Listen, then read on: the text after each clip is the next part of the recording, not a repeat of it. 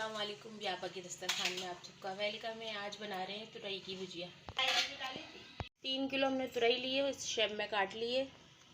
और प्याज लिए हमने 4 दरमियानी साइज़ की, इसको बारीक काट लें। 2 टीस्पून हमने पिसी हुई मिर्चें ली हैं। 1 टीस्पून नमक लिया, हस्बे जायका नमक ले सकते हैं। धनिया लिया है हाफ़ टी स्पून हल्दी लिए और 1 प्याली हमने ऑयल लिया सब दें। फिर इसमें हम प्याज शामिल करेंगे जो हमने बारीक काट के रखी हुई थी।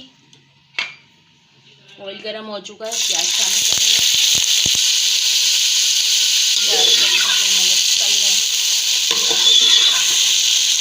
प्याज के अंदर हम शामिल करेंगे मसाले।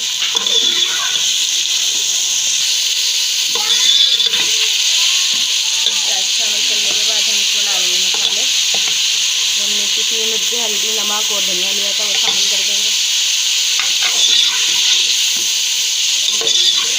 कच्ची प्याज हो जाएगी फिर हम इसमें तुरई शामिल करेंगे।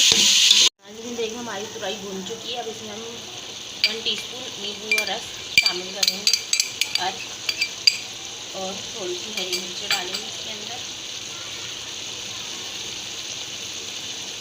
तुरई में भी आप लोग टमाटर डाल सकते हैं या खाली प्याज से भी बना सकते हैं। हमारी तुरई तैयार है। बंद करेंगे इसको डिश आउट।